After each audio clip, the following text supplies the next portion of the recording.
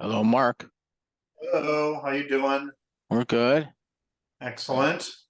How are you tonight? We just got home from Maine a couple hours ago, so we're getting reorganized here. Very good. Can you enable sharing and then let me do a quick test to make sure that my screen shows correctly? Yeah, I always forget how to do this. But yeah, Under share screen, there should be a tab. I Yeah, think it's allowed it. I think I just did that. Yeah. All right, are you seeing? Yes, 9-band DXC in a covenant restricted neighborhood. All right, and is it showing full screen? It's showing it for me, it's in like 3/4 screen with the users off to the right, which is good. Okay, very good. But I mean, I it's can, big it's, enough for you to see, correct? oh God, yes, most certainly. All right, very good. Ow. Excellent. Let me do this too. It's funny, I used to keep my virtual background. Oh wait, that's not the one. What the heck? That's the one. It used to keep my virtual background, so it would always be there when I started up. And something about when it did the last update, it refused to do that. Yeah. Let's see here. All righty. You're down along the Connecticut shore somewhere, aren't you? Correct. I'm in East Lyme. Okay, that's right. Yep. All righty. Let's see here. That. Minimize that. Okay. Hey, Larry. Hey there, Ken. How are you tonight? No, it would help if I share, if I changed my name. Another one. Yeah.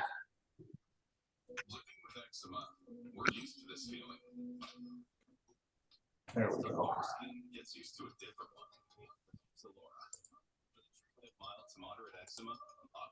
It's too bright. I don't know.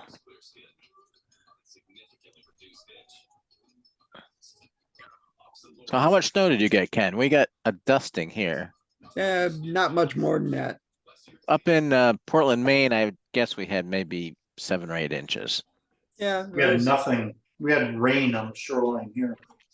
Yeah, it was the way it was coming down for a while. It looked bad, but it didn't amount to nothing. Yeah, it rained. I mean, it snowed pretty much from around 7 o'clock Sunday through probably around 10 p.m. with maybe a 3-hour gap in between where it stopped snowing. Yeah. Hey, good evening, George. Hey, George. Oh, he's muted. Yeah, I'm muted. No, you're not muted. I hear you. That's my best state of consciousness. Hi, everybody. Hello. Hello. Hey, George. Oh, I gotta shut that light off. That's what I'm doing. I'm playing with my light. It's either too bright in my eyes, or if I turn it off, I'm a ghost. Or, Where is Hampden County?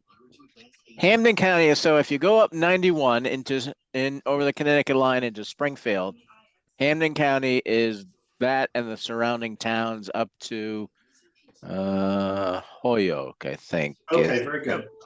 Chicopee, Holyoke, yeah. Yeah, and then it becomes Hampshire County, and Yeah. Very familiar with that area. Yeah. Whenever I drive to Buffalo, New York, which is where my father lives, I you drive up go and up hop through on Route 90. Springfield and then Yep. hop on I-90 West. Yep. Yep. Oh, See, I'm in Hampshire County, but I'm a stone's throw away from Hampden County in the Chicopee line. There we go. I just put my phone on quiet. Yeah. How large is your group, your club? We've got a little over 100 members on average. Comparable then to ours. Yeah, we're celebrating our 75th anniversary this year, which will be a big thing that'll happen towards the end of the year as we work our way towards it. Yep. And, we don't own any repeaters, so we're very diverse with what people are into. So if you have an interest in anything, you know, if somebody joins and has an interest in something, usually we can pair them up with somebody who has a similar interest, and can help them out. Yep, always good. Hey there, Jeffrey. Hello. Oh my God, flying cats in space. I just seen that. It's pretty wild. Yep. Yeah, pretty bizarre. Now that would be fitting for me. There, I can do the shining. Oh, Yep. that's right. And alrighty, well, let everybody drift in here, and we're still got lots of time. People are slowly popping in here. Even though I keep telling Zoom to admit everyone, it still makes me go and admit everybody one at a time. One by one. Huh? Well, what I do, I disable the waiting room. Yeah, that's what you have to do. So Oh, then okay. they just pop in. So if you go in that window where the participants are, there should be a drop down menu, and one of the options says enable waiting room, and you can click on that and it will disable the waiting room, and then everybody gets in. Hmm. I Hi, I Harold. usually put the waiting room on my Zoom calls because I'm afraid of getting Zoom bombed, but I turn off the waiting room about 2 or 3 minutes into the meeting. I've never had a problem. I don't see that.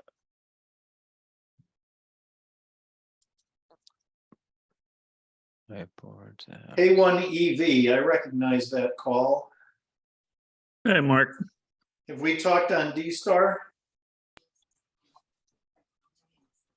Oh, you know, I've probably talked to you, Mark, on D-Star too, on the Connecticut D-Star group.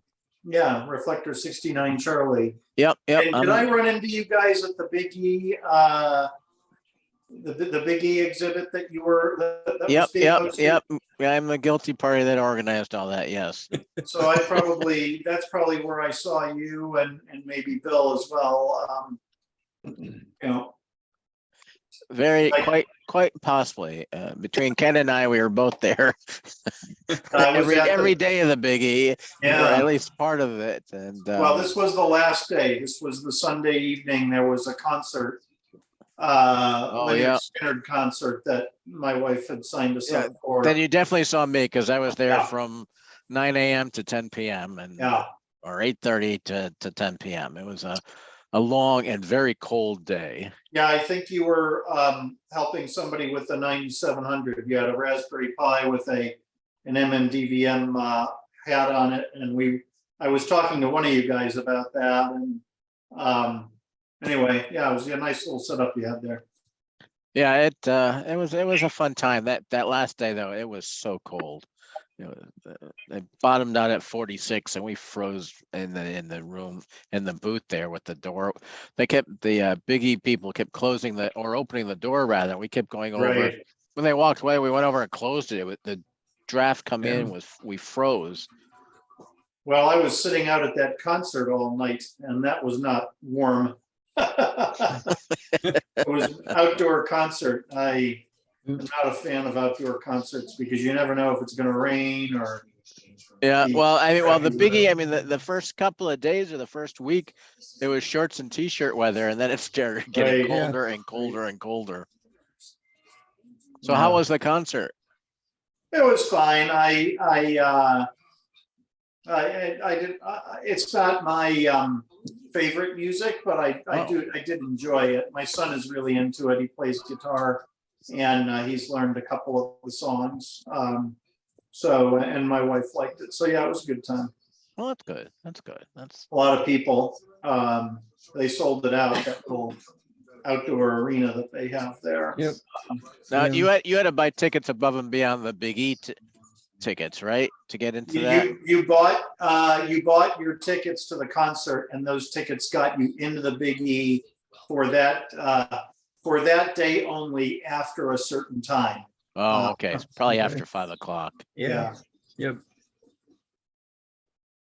Hmm. Yeah. Was there only one original left in them? something like that? I thought there was more, but yeah, a few of them have passed away. Yeah, Yeah, at there's least a one few. has. Yep, Plane crash. yeah, yep.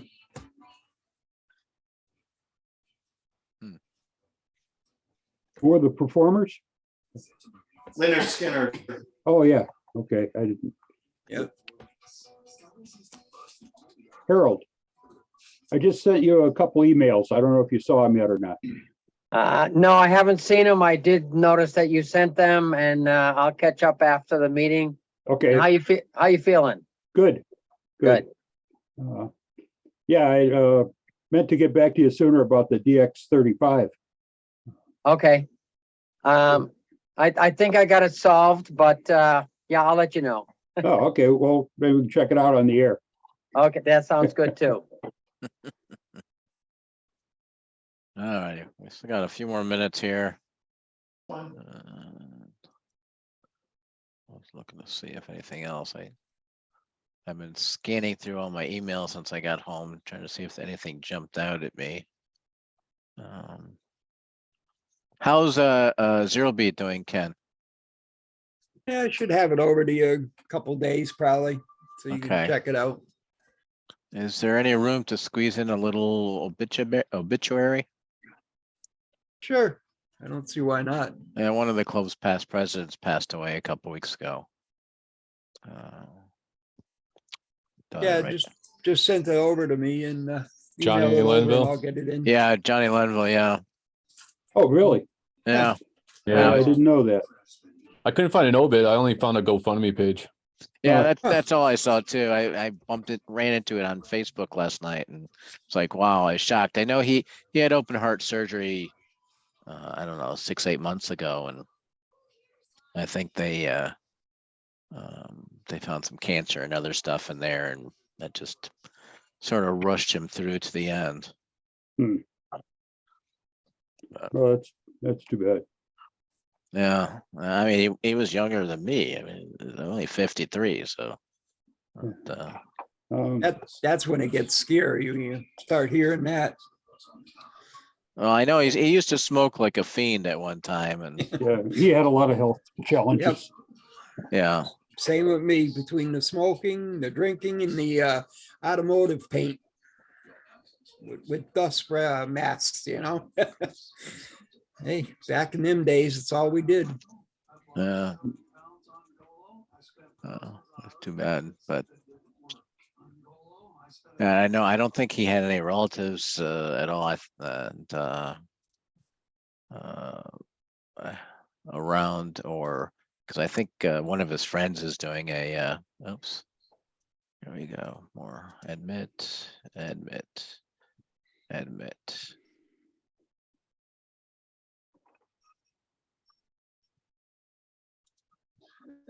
I think one of his friends is doing a GoFundMe, I don't know, do the funeral or have him buried. I don't know what's involved. But I'm sure if he wasn't prepared, that's quite a hit to the pocketbook, you know. oh yeah, well I know how much. Well, I mean, when we buried my mom, I think it'll be 5 years in April. I think it was like $13,000.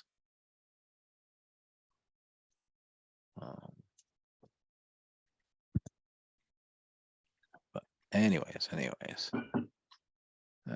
see here. Hey, Easy, welcome aboard there.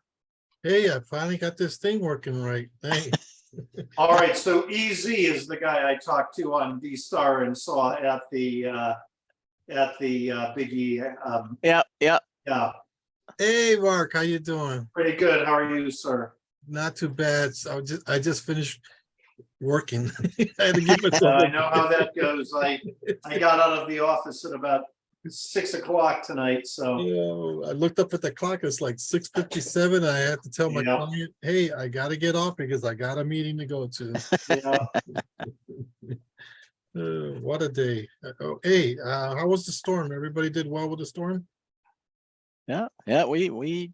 It's funny. We were up in Portland, Maine over the weekend and visit our son and stuff. And yesterday it's snowing like crazy, and we're watching this couple with a I think it was a Nissan Maxima. They're trying to get out of their parking spot. It took like 7 people to push them out. And somebody else was with in a Mustang convertible. Obviously, the convertible is closed, but it's rear-wheel drive. And again, they couldn't get out of their parking spot. And I'm like, why would you go to Maine when you know it's supposed to snow and not have at least snow tires on or studded snow tires to get out? You know, you really need an all-wheel drive or a four-wheel drive vehicle. I mean, my truck went through it like it was nothing, like it wasn't even there. But watching these people trying to get out of their parking spots, digging out, and they're so low to the ground. It's like, are you stupid? I mean, you're in Maine. It snows up here. Why would you drive such a low slung vehicle? That's a summer car. Yeah, those wheels. Exactly. It's like, no Exactly. way. I was Maine, pretty good. Maine was good. Maine was good. We had a good time. We went through some of the shops in Kittery. We were up at LL Bean, and the snowstorm yesterday was great. I think Faye and I were one of like 2 of 5 people in the whole store. There you go. That's the Oh. best way. Cool. We got spent some time with our son, and so it was a good trip. It was enjoyable. We soaked in the hot tub and played Oh, with you some got- radio. You got one with a hot tub, huh? Oh yeah, That's yeah. I got one with a hot tub, and we were in South Portland, and we set up some radio, played some radio, and with Yeah. that little 3-watt QCX mini and the a vertical antenna sitting on the heater next to the window on the 3rd floor. I worked a guy in West Virginia on CW 2 nights ago. It was great. Wow. Cool. So anyways, let's see here. 7:04. All right, let's get things rolling here. If more people come in, I'll let them in. But anyways, welcome everybody to the 3rd session of the Share the Knowledge by the HCRA. Tonight we're having Mark, KE1IU from Southern Connecticut, is going to give a talk on 9-band DXEC in a covenant restricted neighborhood. Mark's also on D-Star, as some of you may hear. If you're on the Connecticut D-Star group, you'll hear him on. And or if you hear him on now, you'll recognize who he is. Some other things going on with the HCRA this Sunday is or this weekend, starting Saturday at 2:00 to Sunday at 2:00 is Winter Field Day. And we're joining forces on Sunday with the Franklin County Club. We're meeting at the parking lot of the Notch Visitor Center on Sunday from between 9 and 2. Bring yourself, bring a QRP rig or a mobile rig and an antenna. We're going to talk radio, play radio, do some operating. Should be a lot of fun. I've already talked to a bunch of people that said they're going to come and join us. I've been told there's heated bathrooms there. And right down the road is Atkins Farm. So there's a good food or munchies or whatnot. We've got the big raffle going on for the HCRA, which is the Geocron and a $300 gift card to Best Buy. So you can get the display unit that you want, whether it be a 12-inch monitor or an 85-inch TV. That'll help you purchase whatever it may be that you want the Geocron displayed on. But it's a Geocron Atlas 4K, and saw one in operation at W1AW 6 weeks ago, and it's beautiful. I'd love to have one hanging on my wall. And some other things. We're also going to be the club is going to be doing a 2 tables at the Mount Tom Flea Market, which I think is Saturday, March 4th. We have a club table. We're looking for donations, and we're also looking for people that want to spend an hour staffing the table too, and all. But there's other stuff going on. Zero Beat's going to be out soon. The March meeting should be very interesting. It has to do with communications for Amelia Earhart's trip around the world, or around until she vanished. It should be very, very interesting and something very different. And that's the first Friday in February. I don't have the date off the top of my head. And meeting starts at 7:30. Doors open at 7 p.m. at the Holyoke Hospital Auxiliary Room. We're going to try to also push that out on Zoom also. But it's an in-person meeting. And we've been having a good time at the meetings in person. It's great to see everybody. So without further ado, let me hand everything off to Mark. You have it, Mark, and off and running. All right, Welcome. thank you, Larry. Appreciate the invitation to speak with you all tonight about my experience with DXCC. And by way of introduction, I am president of the Southeastern Connecticut Amateur Radio Society, CCARS. I encourage you all to visit our website, ccars.org. That's Sierra Echo Charlie Alpha Romeo Sierra, ccars.org. And you can find a lot of great content on that site. And if you'd like to join us virtually for a meeting, second Thursday of every month at 7 o'clock. And if you want to join us in person, it's in Uncasville, Connecticut at the Red Cross. Address is on the website. I've been in amateur radio since I was 10 years old. I'm currently 53, so I've been with the hobby for over 4 decades. Absolutely love it. DXing, rag chewing, all modes, CW, various digital modes, phone, FM, satellites, you name it, with the exception of EME. I've really enjoyed traversing different aspects of the hobby, and I got into the hobby because of my interest in electronics. I like building things, and so anyway, that's a little bit about me. And today I'm going to tell you about my experience DXing with wire antennas. So where does it all begin?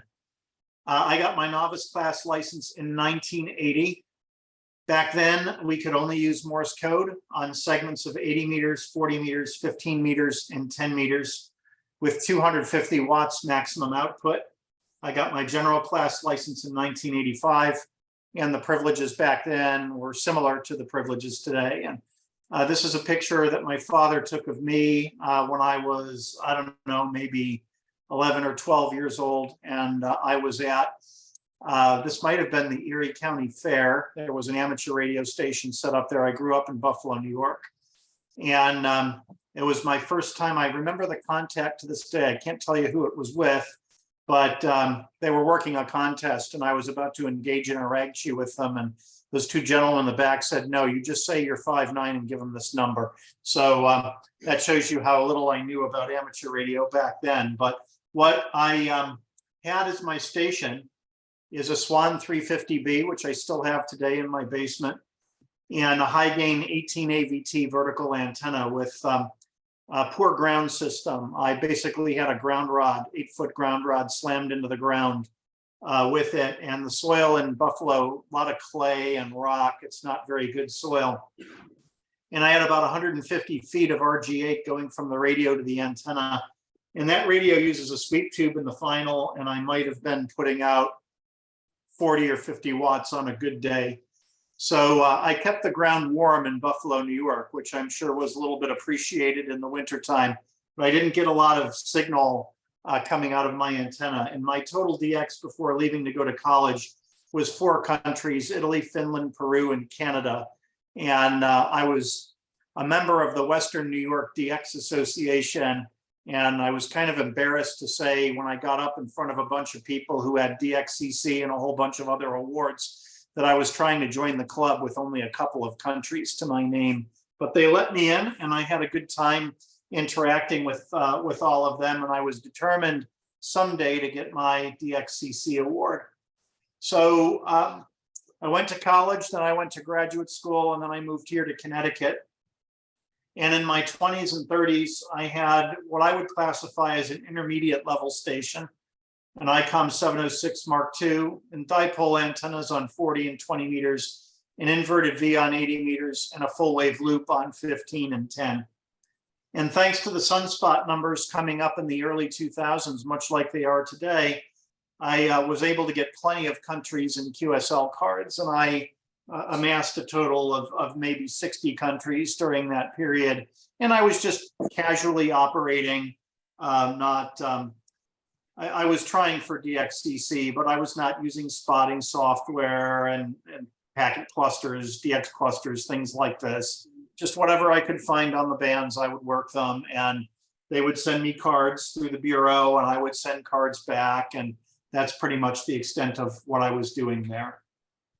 And I learned a lot from that early experience that I will share with you now. And the first thing that I learned is that the most important part of your station is the antenna. I think we all know this, but it bears discussing because it is very, very true. And what you really need to think about is the efficiency of your antenna. And remember, I told you earlier that I had a vertical antenna with a crappy ground, and I probably put more of my RF into heating the ground than I did into the ionosphere, headed toward the ionosphere. And what you want are resonant antennas, purely resistive impedance that will get your signal out on the air as opposed to heating up nearby objects. The other thing that you want for DX is a low takeoff angle, which means that if you're using a horizontal antenna, you want that at least half a wavelength in the air. If you're using a vertical antenna, you want a good ground. Vertical antennas are good on the high bands. I used to disdain vertical antennas, but as you'll hear about in a few moments, vertical antennas were very important to my quest for 9-band DXCC. And finally, a lot of people think about azimuth gain, and azimuth gain is nice and important, but it's secondary. It's great if you can get it, but for reasons we'll discuss, I really could not. I live on a covenant restricted lot. I can't use a tower. I can't put a lot of aluminum in the air. And so I learned to work with what I have. And good antennas for DX, I prefer the dipole where it's practical. It's inexpensive. You can just throw it into trees. It's pretty much 100% efficient. You get a little bit of gain broadside to the antenna, and it's invisible. It's in a fixed orientation. That's a downside. And on the low bands, it can be large and also difficult to get half a wavelength off the ground. So that's something to bear in mind as you're thinking about 80 meters or 160 meters. The inverted V is also inexpensive. You can get away with a single support, which is nice. It's pretty efficient. It uses less horizontal space than the dipole, and it's also invisible. That's an important feature for a covenant restricted lot. And I'm lucky because I have a lot of woods behind me. I own about 1 1/3 acres.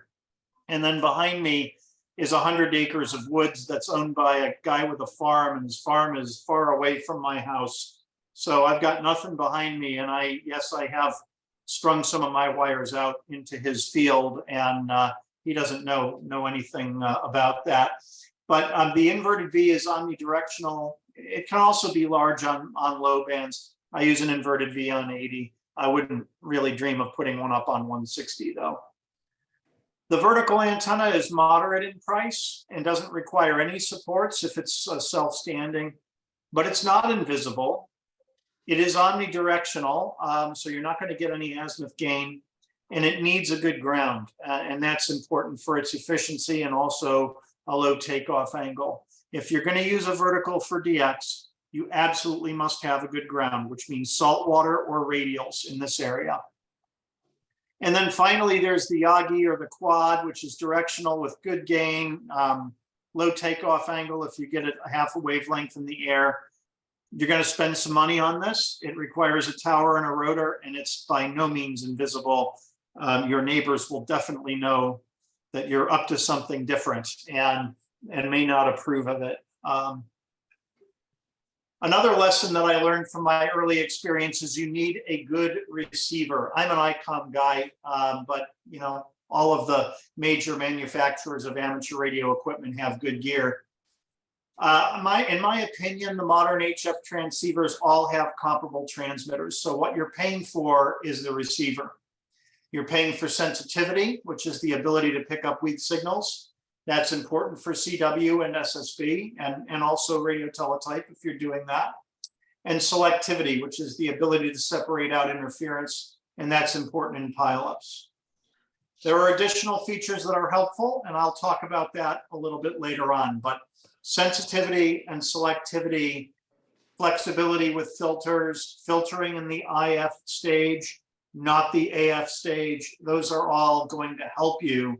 Filtering in the AF stage is good, but if somebody's right nearby you and is creeping over into the IF of your radio, which they will be if you're hearing them, they're going to be swapping out your AGC and desensing your receiver. And you may be able to notch out that tuning signal or that interference with AF DSP, digital signal processing, but they're still going to be slamming your AGC and desensing your receiver. So if it's in the IF, you can do a better job of getting rid of that and retaining your sensitivity for weak signals. So IF DSP, which is standard on a lot of radios today, but not on that 706 Mark II-G that I was showing you earlier, is important. Sensitivity, virtually anything you buy today, modern gear, is going to be less than 0.2 microvolts at 10 dB signal to noise. As I said, DSP or crystal filters in the IF stage.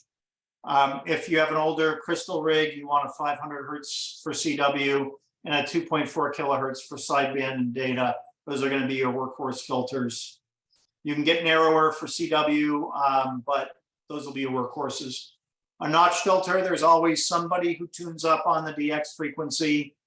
It's usually inexperienced people, but also some experienced guys like me make a mistake, forget to put our split on, or you shouldn't be tuning up at all on the air, but if you're going to do it, at least get out in the clear.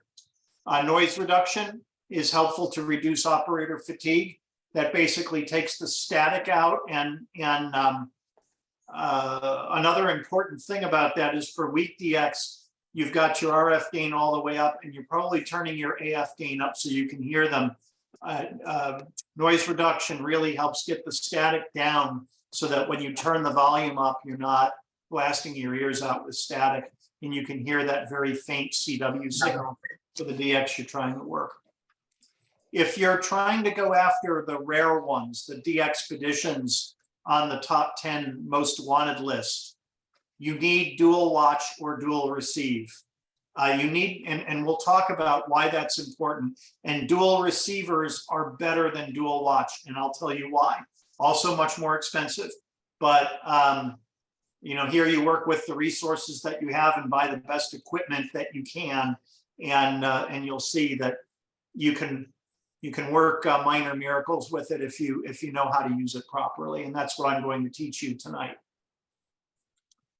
Another lesson learned from my early experience, sunspots are very important, and we're all very fortunate to be on the rising end of the latest sunspot cycle. You want, for the high bands, and I'm talking 20 meters and higher, you want high sunspot numbers, good solar activity, and what is being done here is, under these conditions, the ionosphere becomes thicker, and it enables skywave on the high bands, 15 meters, 10 meters, 12 meters, 17 meters. Your signal on those frequencies is going to penetrate further into the ionosphere. And if the ionosphere is thinly ionized, it will go off into space on 10 meters, and the band will appear to be dead, except for special propagation conditions like gray line, which we can talk about more if you like. But under conditions of high sunspot numbers, that 10-meter signal is going to come back down to Earth. And because it's penetrating far into the ionosphere, it's going to go farther on the ground. So for this wave here, if we were only getting up this high, it'd be coming back down to Earth a lot closer than if it's going all the way into the ionosphere and coming down just by virtue of the geometry of a skipped radio wave.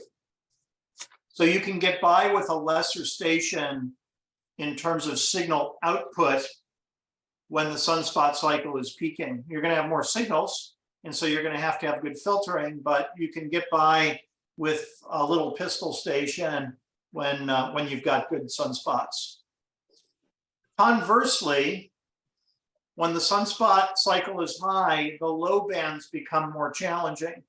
So that 160 meter DX is going to get tougher because you're going to have a lot more noise, a lot more solar noise to deal with. So the time we're entering right now is good for high band DX. It's going to start getting crummy on the low bands. So you need to strategize what bands are you going to operate given the ionospheric conditions. There are 5 layers of the ionosphere, so 4 layers, I guess, DE, F1, and F2. I can't count for some reason, or that figure is wrong. In the nighttime, the F1 and the F2 layers combine and make a thicker layer, and the D layer disappears. So in the nighttime, you're going to have less ionization to reflect back signals on the high bands. And your 10 meter band will become less active at night because those signals are going out into space. Under very high solar activity and strong ionospheric ionization, you probably will have 10 meter openings well into the night. But otherwise, you're gonna have 10 meters starting to close down once the sun goes down in the west. So that's something to bear in mind. And likewise, where your DX will be open on those high bands will be a function of where the sun is shining. So Europe in the morning, Asia in the late afternoon, early evening. And the figure on the right just shows you again the consequences of further penetration into the ionosphere. And the lower bands will open up more at night because there's less noise from the sun and a better ability of those lower frequencies to penetrate further into the ionosphere because layers have disappeared. You will also have less absorption from the D layer because it has disappeared. And also possibly, you'll be reflecting off the E layer or the F layer, depending on your frequency. So high bands during the day, low bands at night is where you want to be concentrating your effort. This slide, I think, essentially says what I just said. So during the day, absorption on the low bands is very high. So you're going to avoid 160 meters to 40 meters before early evening. You might get some 40 meter DX in the afternoon, but it's going to be challenging. You're going to have a much better experience on 40 meters at nighttime. Activity on 30 through 17 is strong throughout the day. 15 through 10, most active during the daylight hours. As I said before, morning to Europe and Africa, late afternoon, early evening to Asia. And then gray line propagation, which is at the interface of day and night. It runs north to south longitudinally. And that's going to give you a good path to South America at dawn and dusk on bands like 10 meters. So you can work a lot of 10 meter DX down to South America, even when the ionosphere and the solar conditions are crappy by virtue of gray line propagation. You want to operate near the maximum usable frequency to maximize your distance per skywave hop and minimize local interference. And one thing that's really cool, and I had it happen on 15 meters or 10 meters just this past weekend, is you will hear, I forget which country I was working at. It was a country in Africa, but at any rate, there was an echo on the signals from Europe or some of the US as well. There was an echo. And when you hear that echo, what you're hearing is the signal coming to you short path very quickly, and then the signal coming to you long path all the way around the world, which is delayed by I don't know, a couple hundred milliseconds because radio waves travel at the speed of light, and it has a further distance to travel all the way around the globe. So when you hear an echo on the single sideband signals, you know that the world is open. And that's a pretty amazing thing. It can be a little distracting if you have ever listened to Citizens Band, and I was never a CBer, but I did work in a mom and pop radio store called Hirsch Electronics in Buffalo, New York, and they sold CBs and they had them on. And the CBers like to put echo effects on their microphone. Well, when you hear that on the ham bands, you're not hearing somebody putting echo crap on their signal. You're hearing long path and short path colliding at your antenna slightly different times, and that's what creates the echo. Okay, at night, absorption on the low bands reduces as the D layer disappears. You're going to do better on 160 to 40. And you can target regions of the world that are also in the dark. So in the early evening, you're going to be looking at Europe and Africa before the sun comes up. And in the early morning, you're going to be targeting Asia. So just something to bear in mind because Asia is going to be in the middle of the night. And early morning, the sun's about to come up for you on the east. So you want to be working west out toward Asia on the low bands in the morning. South America will be open anytime during the night hours because they're down the same path longitudinally, and the sun rises and sets on longitudinal lines at the same time. Low band communication, 160, 80 is more favorable in the winter. You have fewer static crashes and atmospheric noise. And so the noise floor gets a bit lower so that you can hear the weak signals a bit better. And I wouldn't even think of operating 160 in the summertime and try to get DX. You're going to be much better off in the wintertime on that band. Another lesson that I learned from my early experience, a little power is helpful. I was using an amp supply LK800A during my ICOM 706 Mark II days. That was a great, and it still is a great little amplifier, legal limit. I still have it in my basement, manual tune. So it is a little bit challenging to operate, especially when you're changing bands frequently. But the extra power is helpful when you're in a pileup. And I'm not afraid to run the legal limit. Right now I use an Alpha 9500. It's expensive. It's well worth the money if you do a lot of band changing and chasing people around, because it tunes up within quarter of a second. You don't have to do anything. You just talk into your microphone or key your key, and the amplifier tunes itself, automatically senses what band you're on and takes care of itself. Solid state amplifiers are great too. They're no tune. They're a little bit less tolerant of high SWR. The Alpha, for instance, will tune into a 3-to-1 load, but the solid state amplifiers will not do that. So you're going to be more reliant on your antenna tuner if you're not perfectly resonant.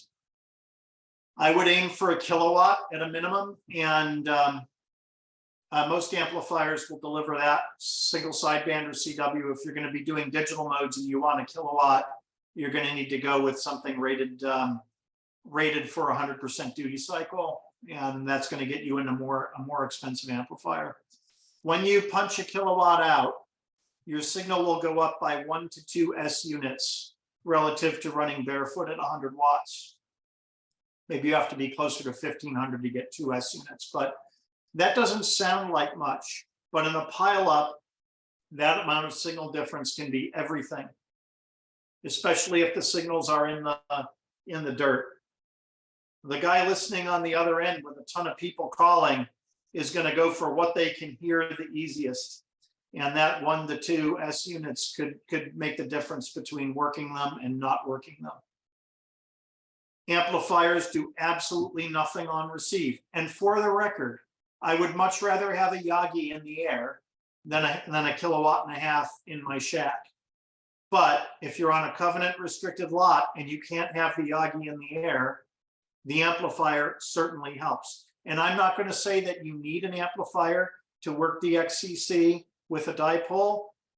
It's just helpful if you can have one and operate it. It will definitely help you. Okay. Amplifier considerations, tubes versus solid state.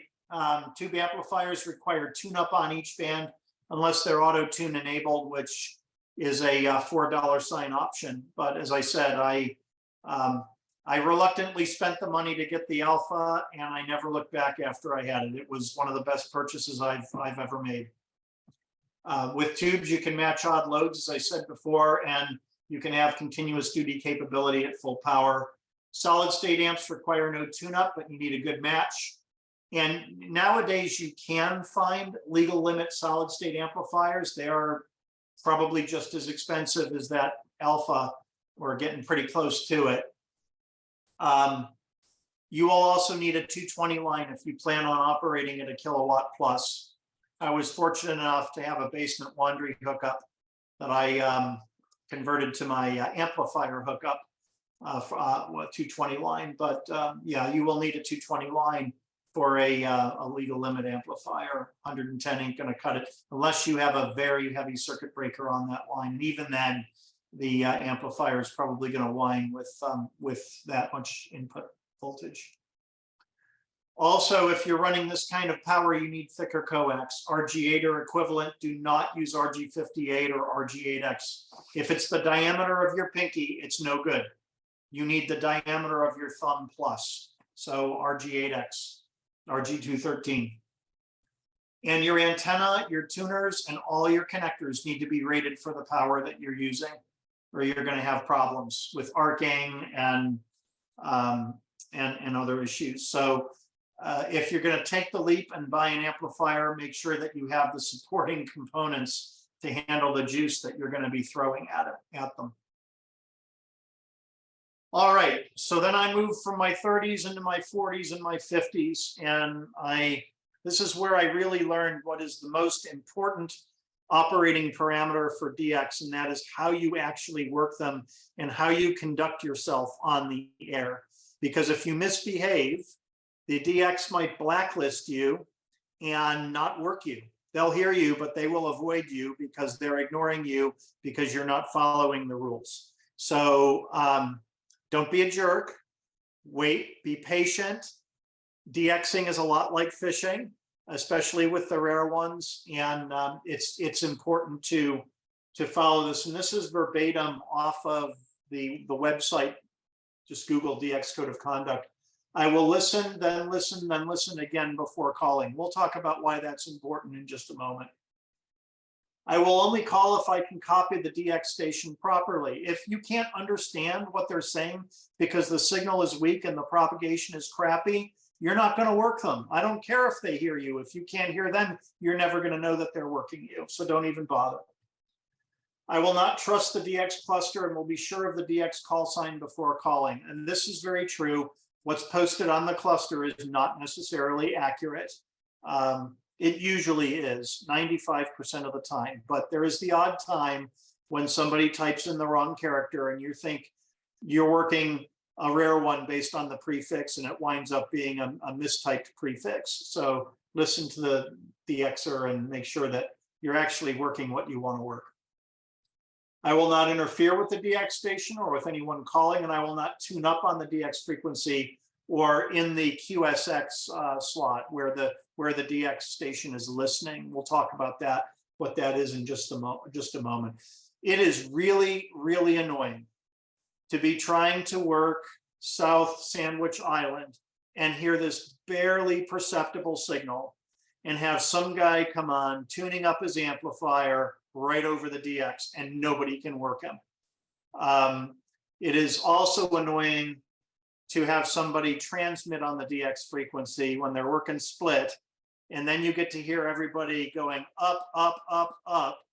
He's listening up, and listen to that for 5 minutes when you're trying to work a rare DX. So make sure your radio is set right. I will wait for the DXer to end a contact before I call. They're not going to call you back if you're interrupting. They will deliberately avoid you. That tactic never works, trying to get in ahead of the pileup. I will always send my full call sign. So this is an interesting one. We'll talk about how I sign my call sign in a moment. I will call and then listen for a reasonable interval. I will not call continuously. That one's important as well, because if the station is not working split, you may be calling on top of them. I'll only work the DX when he calls me. So not when he calls another call sign, not when he queries a call sign not like mine, not when he requests geographic regions other than mine. We'll talk about that a bit later. When they call me, I will not repeat my call sign unless I think he has copied it incorrectly. That's important, because if you repeat your call sign, the DXer is going to assume that they got it wrong the first time.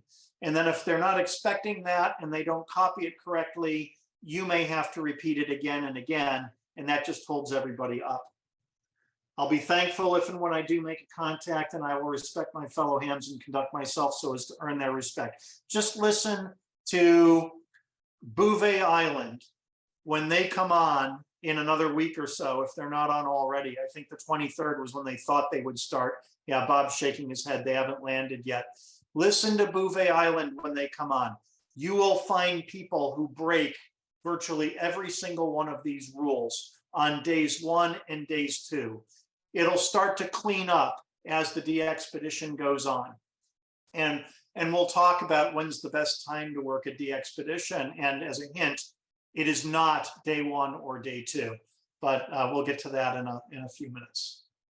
These are good. These are very good, and I would say essential rules to follow if you're going to work the rare ones. All right. I have this, what I'll call medium pistol station, which is a legal limit amplifier and a bunch of wire antennas. And I'm able to work a fair bit of DX. And I'm sitting down with QST in 2015, 2016, early 2016. And I read about this DXpedition that's coming online, K5P, Palmyra Atoll, which at the time was number 3 or number 4, no, maybe it was number 5, on the most wanted list for DX.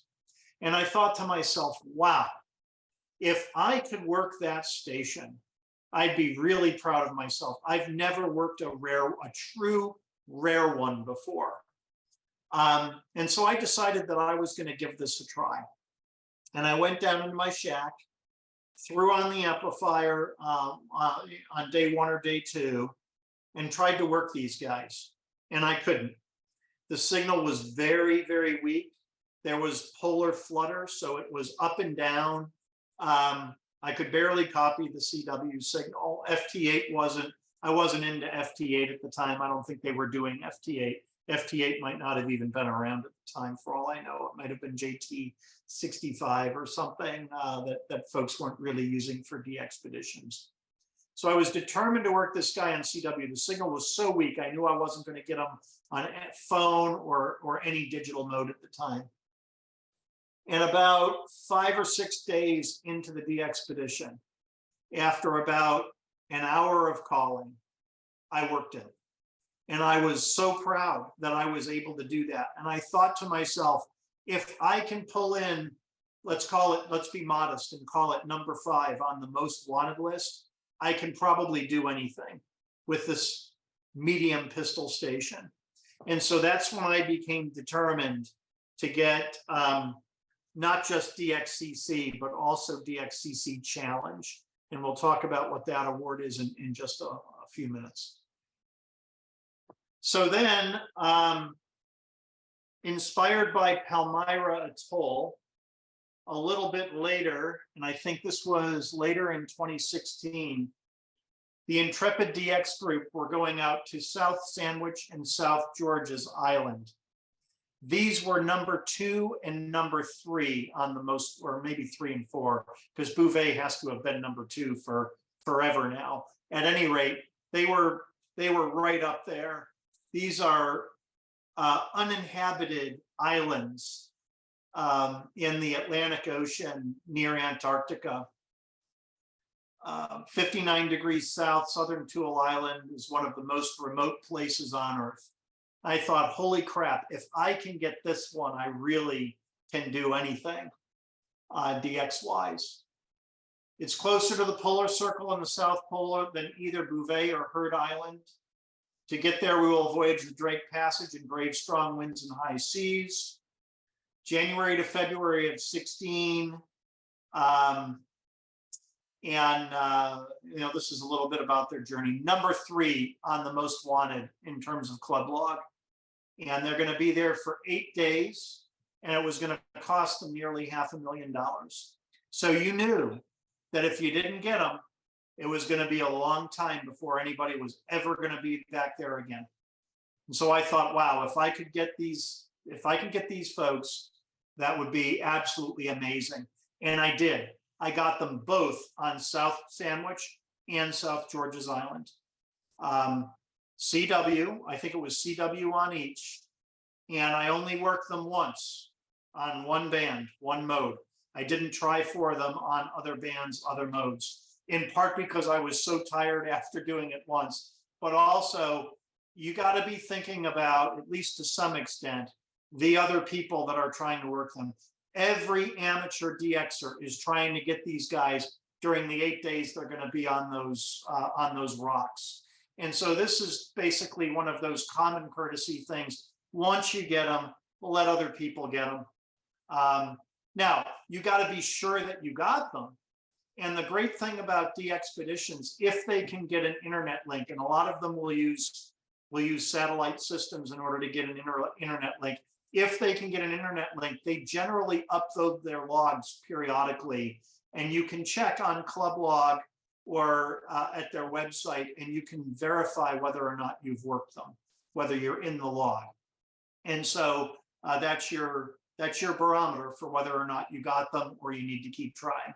And yes, there have been times on CW, in fact, the Congo expedition that just happened, I worked them twice on 15 CW within 5 minutes of each contact. The first time I wasn't quite sure that I got through because he started calling somebody else and was into the next contact by the time I finished with 599TU. So I thought, okay, I didn't work on him. So then I tried a few more times, and I know he called me back. And I called him and said 599TU for thank you. And he said TU for thank you, and then worked the next one. And I checked the log a couple days later, and I wasn't in the log. I worked him on other bands and other modes, but I did not get him on 15 CW. So it pays to check that log before the end of the expedition, because even if you're positive you worked them, there might have been a snafu on the other end and you didn't get in their log. Okay.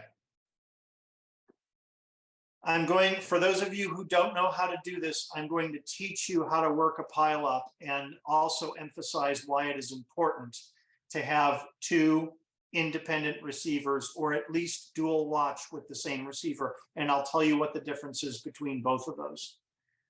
The first thing you have to do, and this is where this I will listen, then listen again, rule number 1 comes in.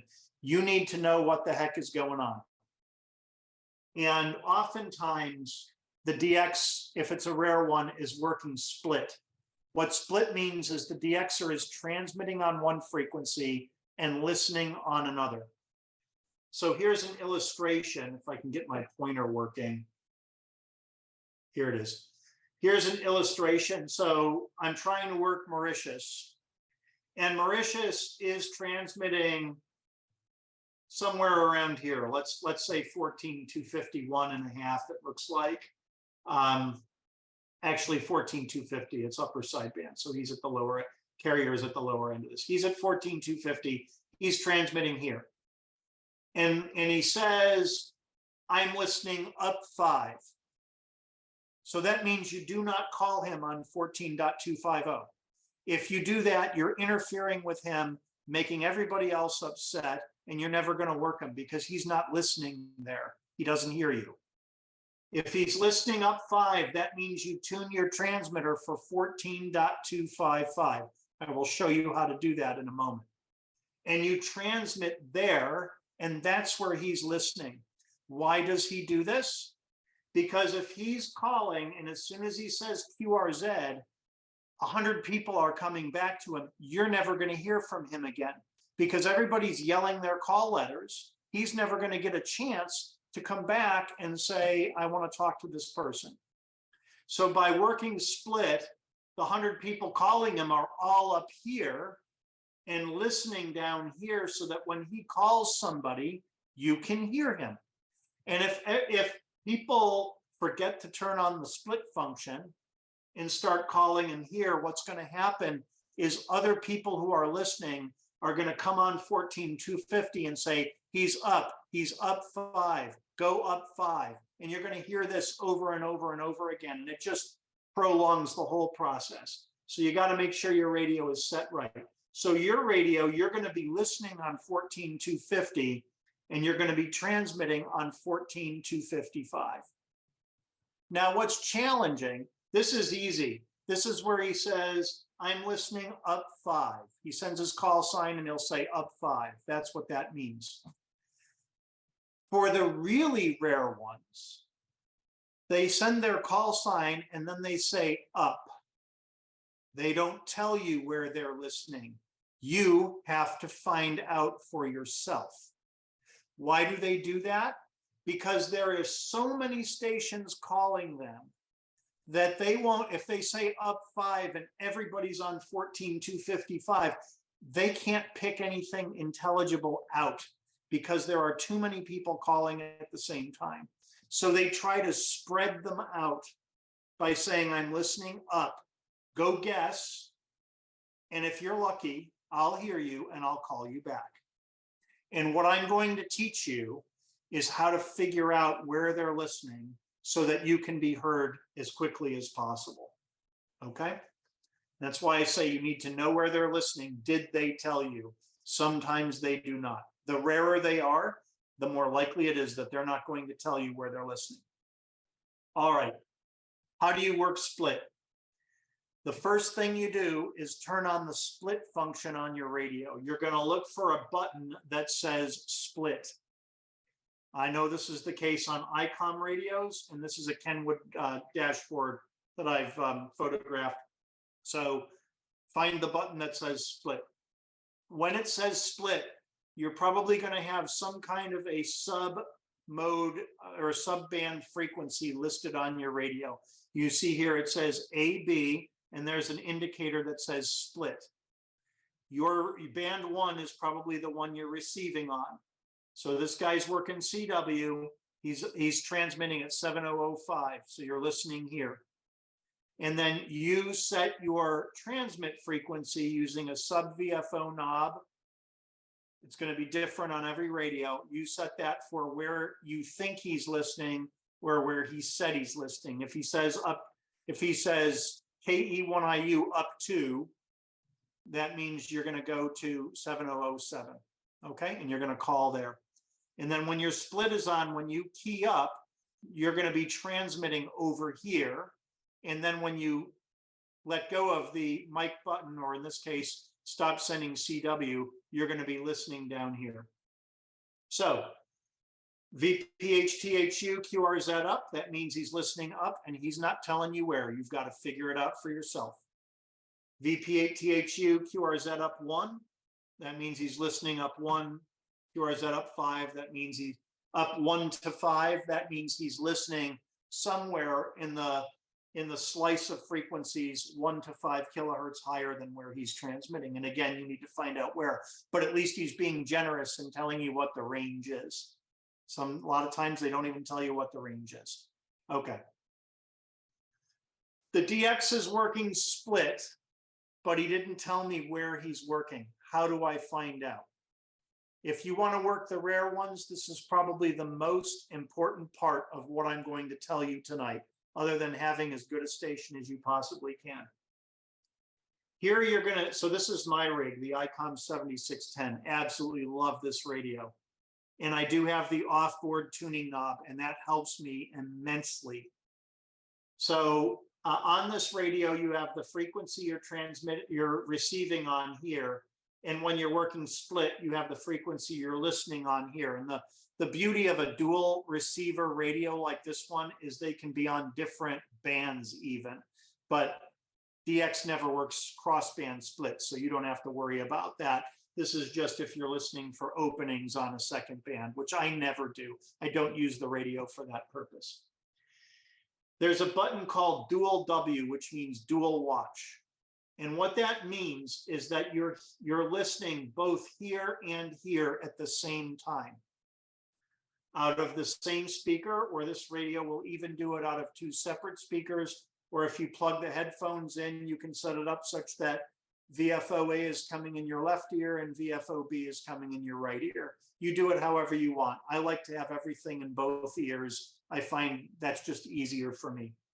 Okay, so what you're going to do is you're going to set your receiver on the AVFO to where he's transmitting.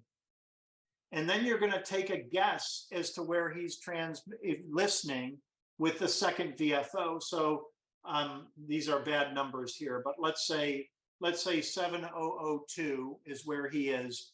And then I'm going to guess 7005 is where he's listening. I'm going to turn on split, in which case a split icon is going to come up, and I'm going to turn on dual watch. And then when he sends his call sign and says QRZ, okay, I'm just going to plant where I think he might be listening, but I don't know. And then I'm going to wait for him to call somebody. So he'll say KE1IU 599 or 5NN if it's CW. And then what I'm going to do is I'm going to rapidly tune the sub VFO, because everybody else is going to quiet down at that point for the most part, not everybody. They're going to quiet down, and I'm going to scan up and down where I'm at on that sub VFO. And I'm going to try to find VP8THU 5NNTU. Okay, it's going to go real quick. But it's going to be that guy. He's either going to say 5NNTU, or he's going to send his call sign again and say 5NNTU, or he's going to send the DX's call sign and then say 5NNTU. So for that very brief transmission, which will probably last no more than 3 seconds, I'm going to try to find that. I need a quick hand on the VFO, and I need a quick ear so I can. You'll learn what 5NN sounds like on Morse code real quick. The report is always 599, even if you just barely hear the guy. It's always 599. As soon as you hear that, you stop tuning, and that's where you're going to send your call sign, because that's where he was listening. And chances are he's not going to immediately tune higher or lower. He might.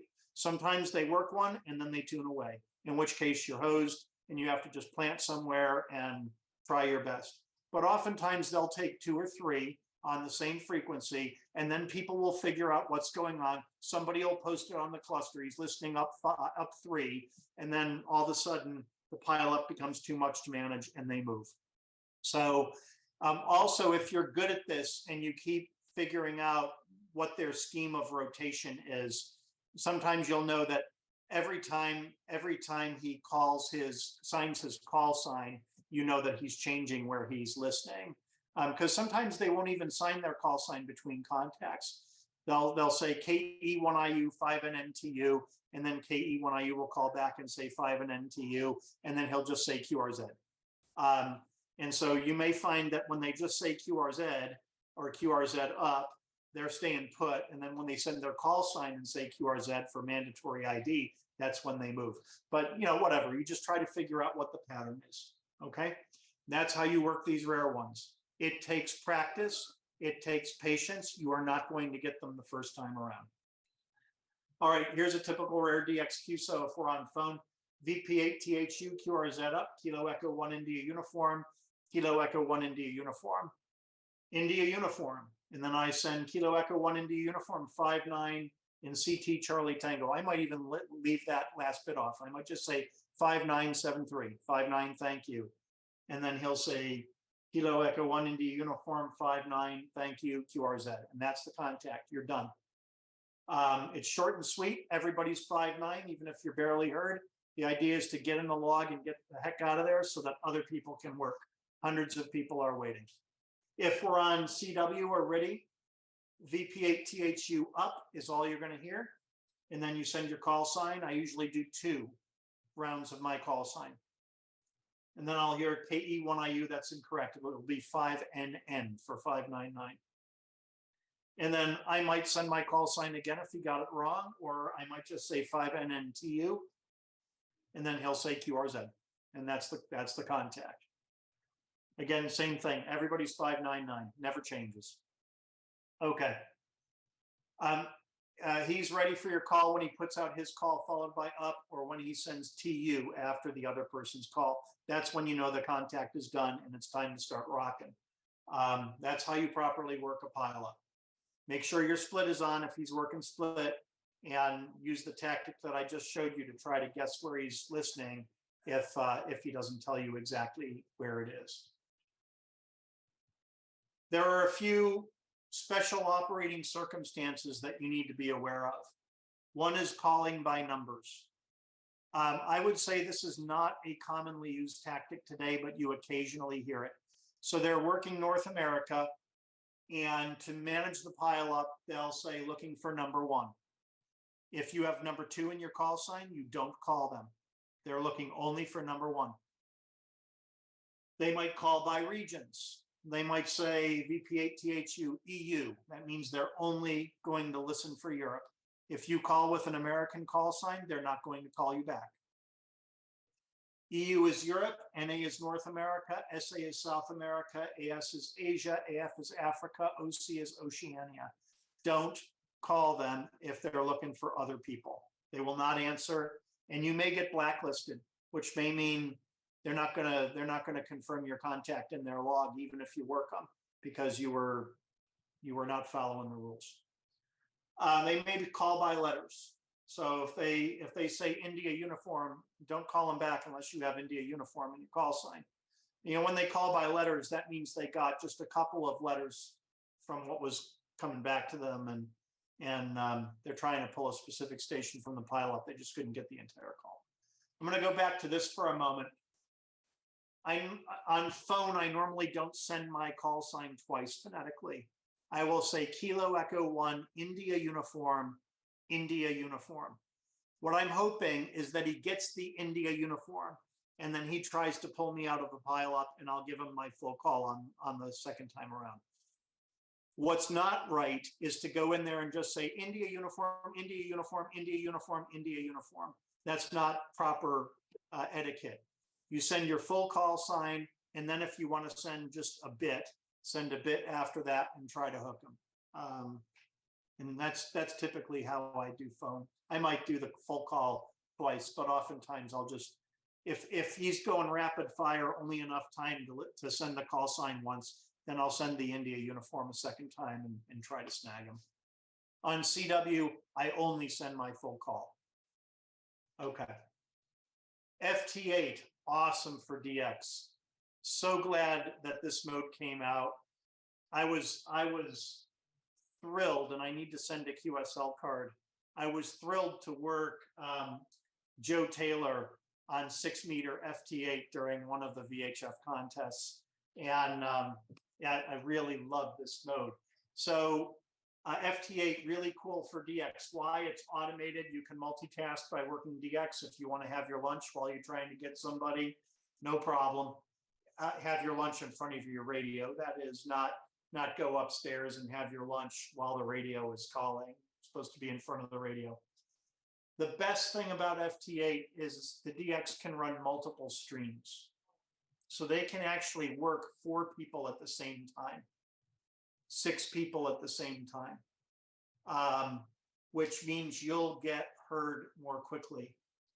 Excellent weak signal performance, and it directly interfaces with the logging software on your radio, so it really can be point and shoot. I'm going to teach you how to work DX on FT8. If you are working Germany, you're just going to do normal FT8, and you're going to work them like you work anybody else. That's child's play on FT8. If you're going to work one of the rare ones, you need to use what's called Fox Pound mode. And on the spotters, on the clusters, they will typically list the call sign, and then in the comments, they'll say F/H, FT8, which means foxhound. You have to set the program up to work them in foxhound mode. And I'm going to tell you what foxhound is in just a moment. The way you do that is you go into settings, special operating activity, you check that, and you are the hound.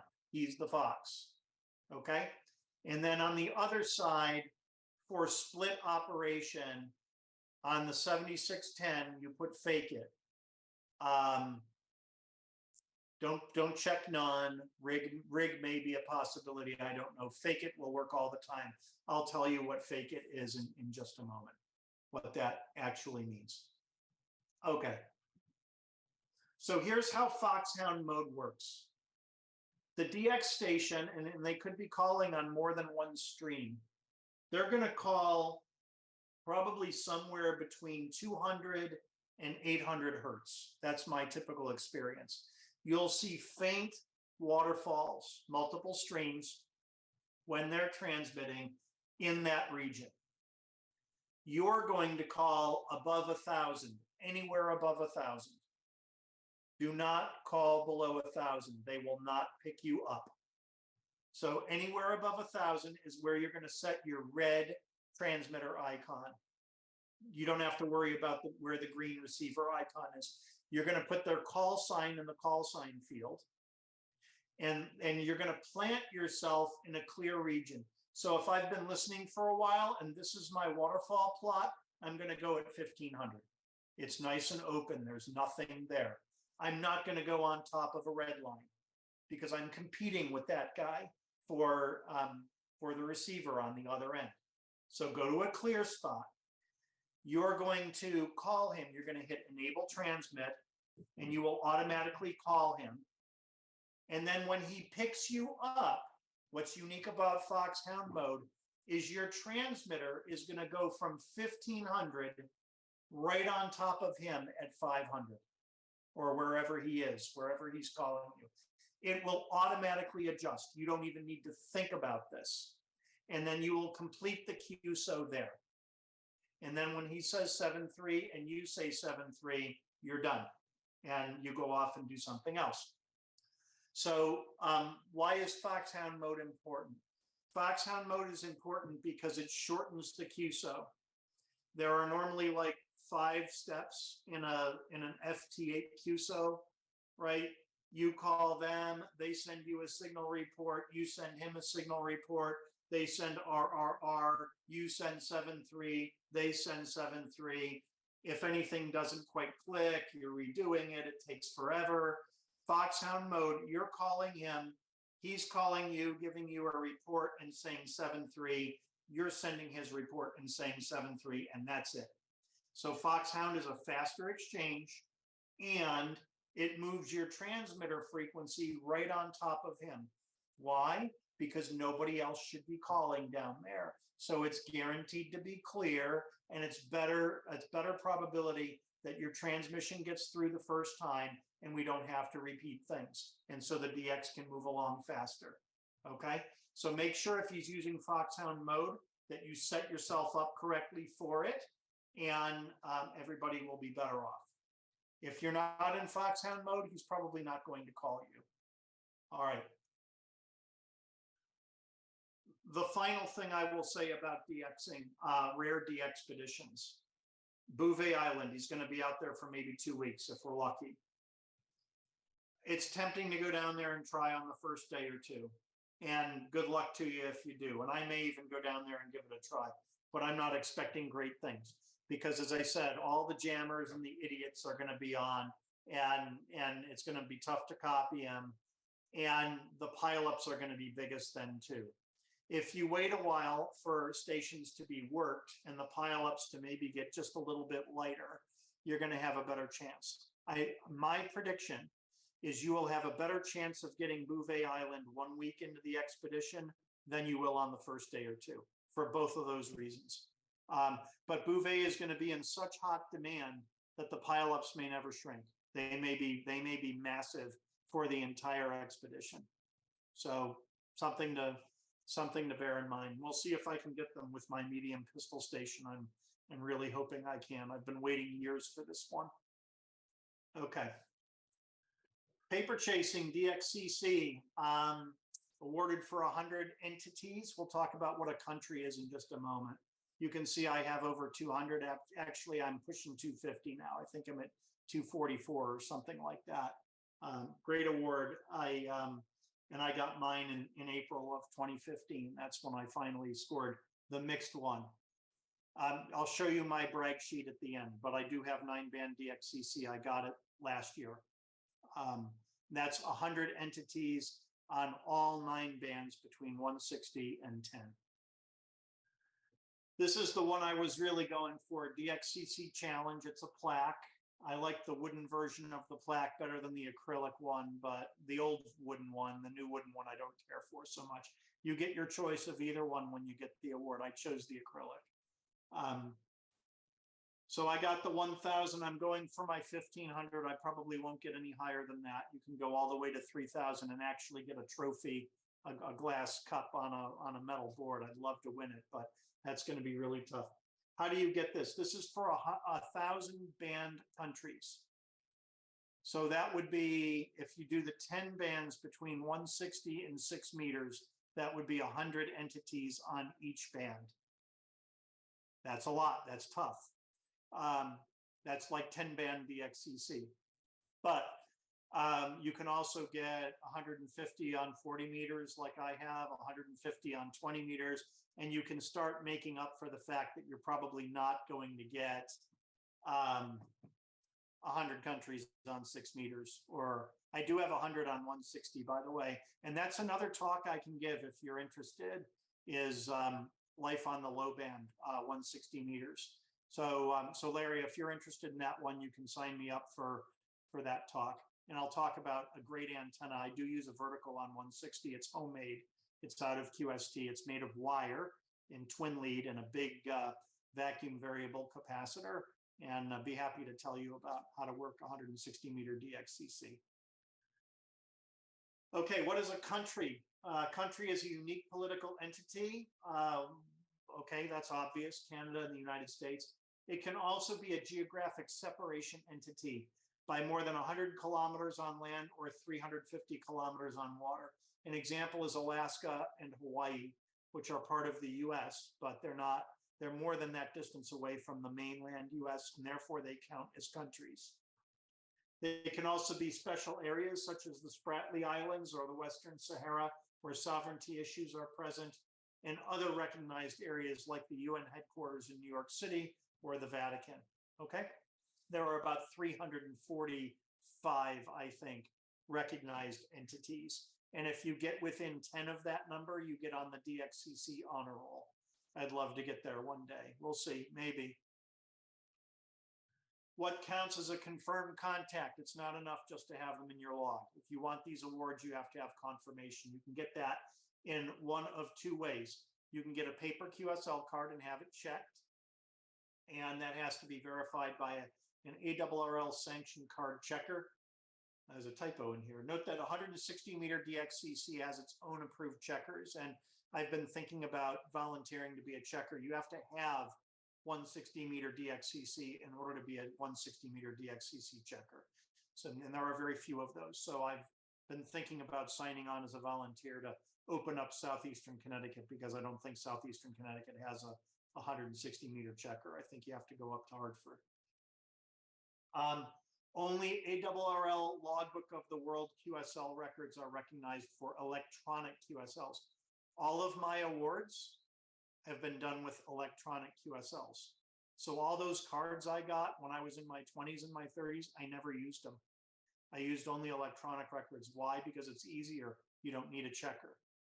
Okay. Most DX uses LOTW these days, thankfully. DXpeditions will take longer. You can pay them to send them faster confirmation.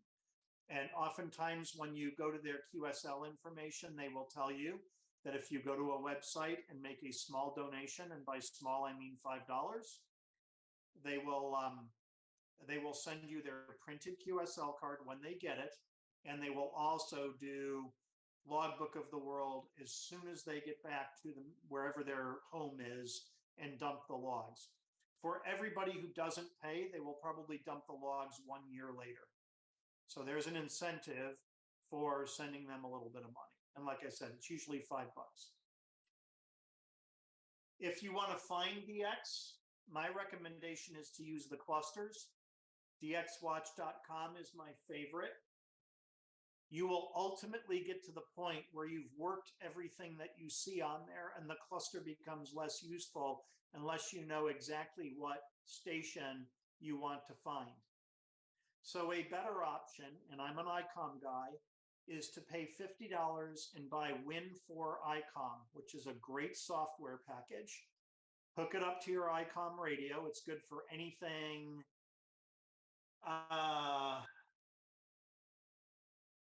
anything recent, let's say that. He's got a list of radios that it interfaces with. It does not interface with it. It won't interface with the 9100, for instance. So I think it has to be within the last 10 or 15 years, ICOM radio. The great thing about that software package is you can load your log into ClubLog, have it go to the DX Watch cluster. It will filter based on entities that you've already worked, and it will only show you the new ones. New ones can be by band, or new ones can be just, I've never worked that entity before. You can select what you want. And then you click on the call sign for the new one, and it automatically tunes the radio where you need to go. It won't set the mode though. You have to do that. You have to push a button on your radio beside the push to talk button. But yeah, it's a fantastic piece of software. Can't say enough good things about it. Best $50 I ever spent on software. And there it is. Win4ICOM. Didn't even know it was in the stock. Okay, I've just basically advertised it, but this is the screen that you get, and you can put your band filters on, and you can include new, worked, confirmed, or verified, and it will color code them differently. I just select the new ones, and then I get the yellows, and then I know where to go. Okay, this is obviously not my screen because, you know, USA I had a long time ago, but you can see in the comments, this is where they'll put F/H for Foxhound, and they do that. They do that here too. You'll see it in OBS. I don't see any Foxhounds on here, but you see there are a bunch of FT8s, and LOTW means that DX is registered on Logbook of the World. So you even get some hint as to, in here you see that flag as well.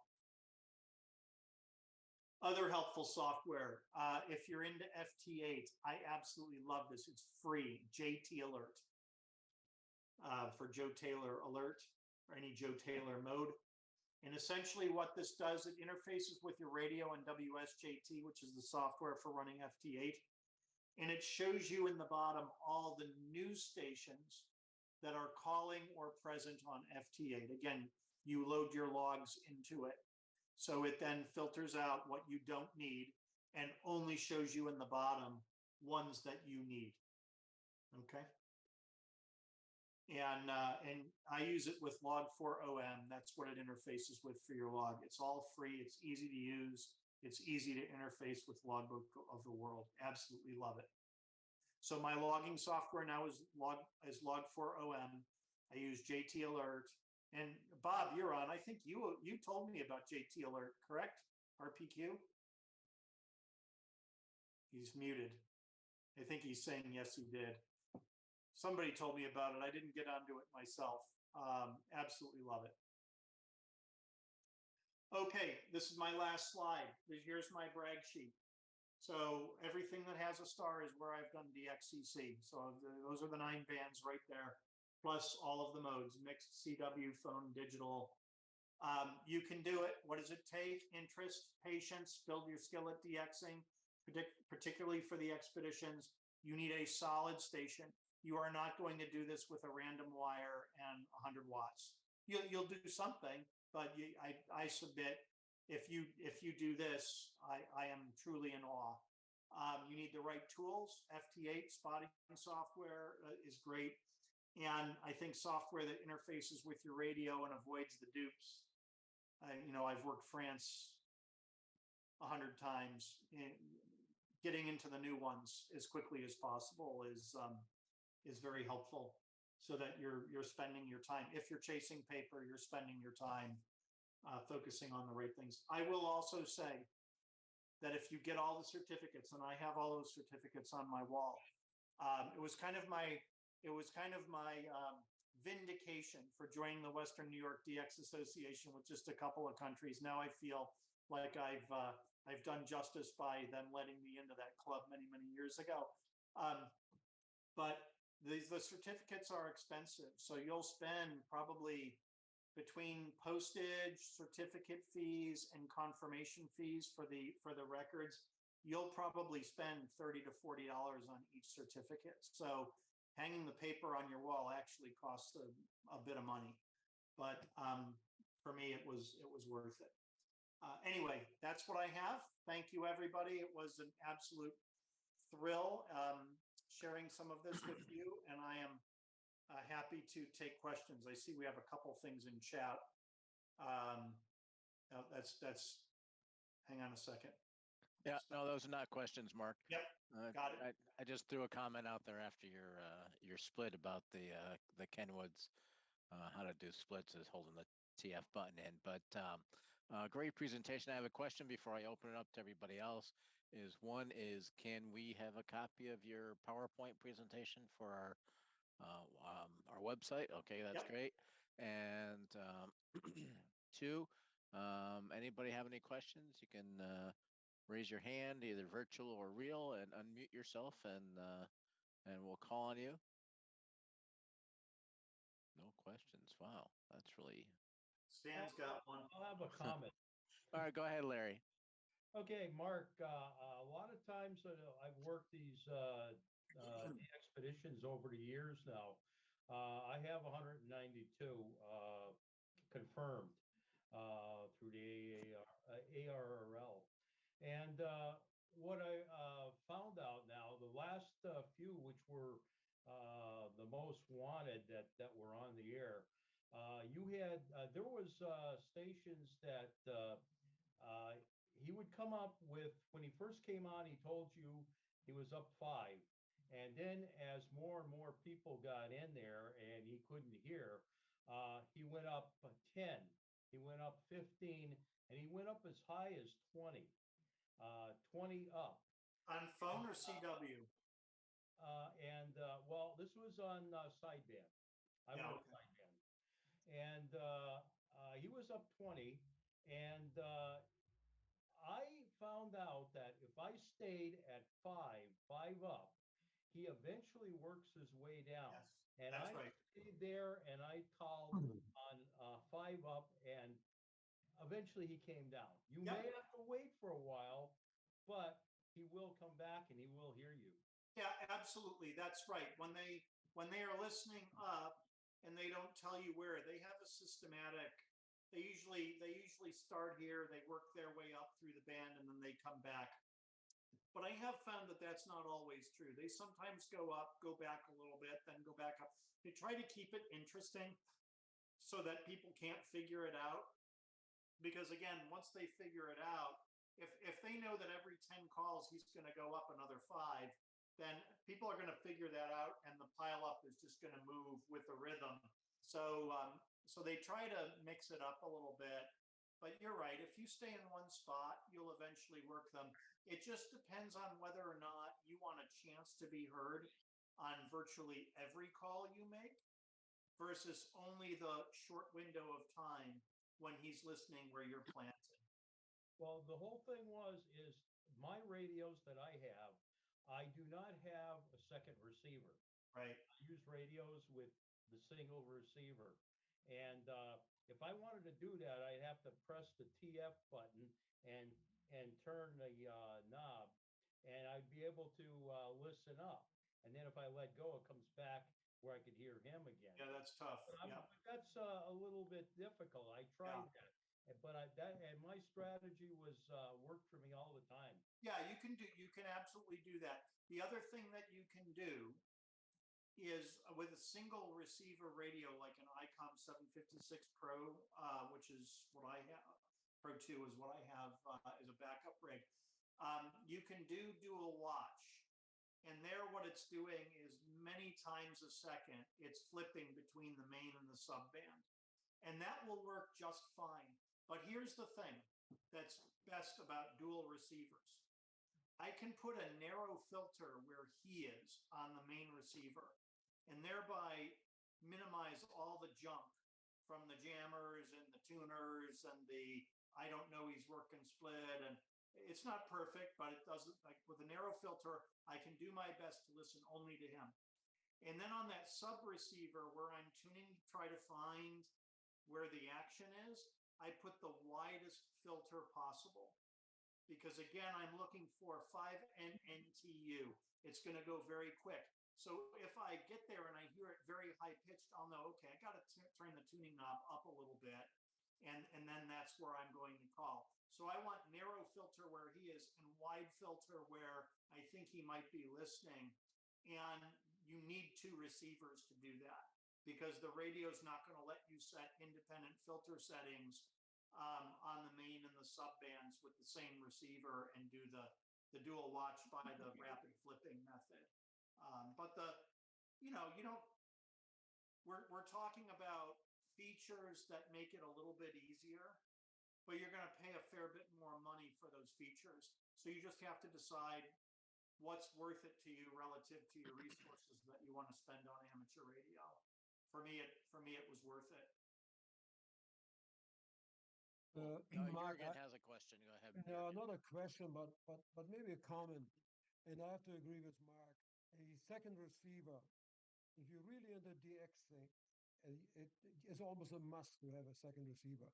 I've worked about half of my entities with a single receiver, and the other half with a second receiver. I have a total of 328 countries, entities confirmed. So I think three away from the honor roll, and it makes such a difference. Also, when you have your headphone on and you can listen to the DX station and you can listen to the pileup.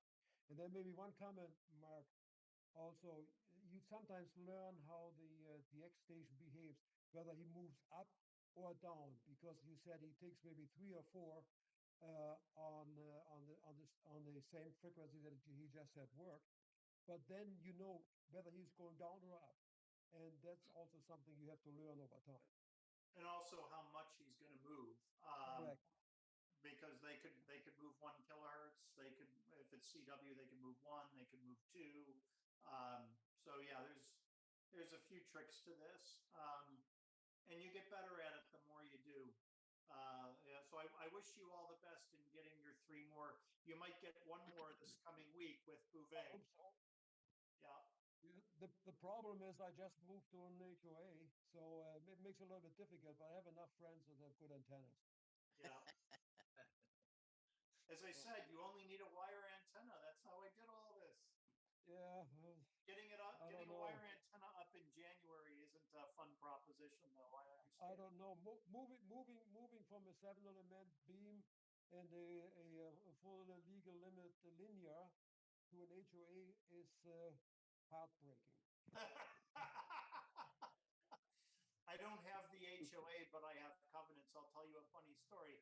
I had plans to get an electric winch crank up tower with a 4-element beam on it and carve out an area in the woods in the back with trees between me and the antenna so I wouldn't see it all the time, and then raise it and lower it. It's going to cost me a lot of money to do this, but that was my plan. And I sent all the figures and everything to the zoning official, and he wanted the exact borders of my property. So I went and looked on my deed. When I bought the house, the real estate agent said there are no restrictions. I went and looked on my deed, and it said the buyer of this property agrees to follow the covenants set forward on pages X, Y, and Z of the East Lyme Town records. And then I looked at that, and it said you may not erect any structure not consistent with residential living. And I thought, well, there goes my tower plans.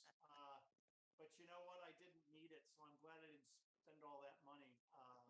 For VHF, it'd be useful, but oh well, I've already crossed that bridge. But I have no HOA, but somebody could take me to court and say, I want all that stuff down, and I would lose. So I just decided not to deal with it. George has his hand up, and I think Stan had a question earlier too. Hi, yeah, enjoyed the talk. I'm real interested in what you did on 160 meters. What do you think was the biggest difference between 160 and some of the higher frequency bands for DXCC? Yeah, lots of noise, weaker signals, with lots of noise being the dominant parameter. And I would not have achieved DXCC on 160 without FT8. So about 30 or 40 of my contacts are FT8. The rest are CW and some phone. I'm a big CW guy for DX, not for rag chewing, but for DX. I also found myself using 1.5 kilowatts pretty much all the time on that band. The antenna I use, the feed line goes to a vacuum variable capacitor, and it's a big one that's in a pool chlorine container for waterproofing. But the center conductor goes to one end of the capacitor. The shield goes to ground. I'll tell you my ground system in a minute. The other end of the capacitor goes to twin lead, 300 ohm twin lead, which is tied together at the bottom and connected to the capacitor. That goes up about 40 feet and then splits out into two elements that come back down to earth like an inverted V. So it's a capacitively loaded vertical, basically. And then I have 40 quarter wave radials that come out from the bottom. And those are all invisible fence dog wire, thin gauge, like 20 gauge. And they insulated, and they come out and they go all through the woods. That's what goes on to my neighbor's property with a boatload of land. They go all through the woods, and then in the wintertime, they come out onto my lawn. And then in the spring, I coil them all up and throw them back into the woods so that I can cut my grass without chewing up my radials. And that's what I use on 160.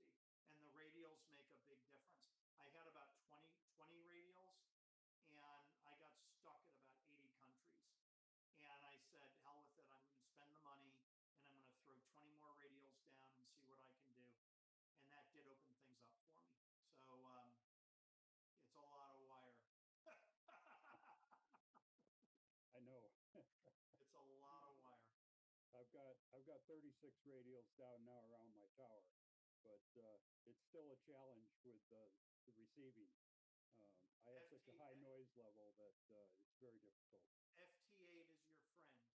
I cannot tell you how many times I couldn't even hear the signal, but I was still printing. And don't be afraid to use 1.5 kilowatts on FT8. I know there are some people who would consider that a cardinal sin, but believe me, I needed it. When you're using 1.5 kilowatts and you're getting minus 20 dB for a report, you know you need the power. And maybe my antenna is not as good as it could be, but I sure did put a fair bit of money into that antenna, and it's all high grade components. So, you know, if somebody has ideas for how to make it better, I'm all ears. But that's out of QST. It's a space-saving antenna for 160 meters, and probably about the only 160-meter antenna I could practically put on my lot. Did you work Crozet Island? I don't think so. I'm not. Where is that? He was on a couple weeks ago, FT8 WW.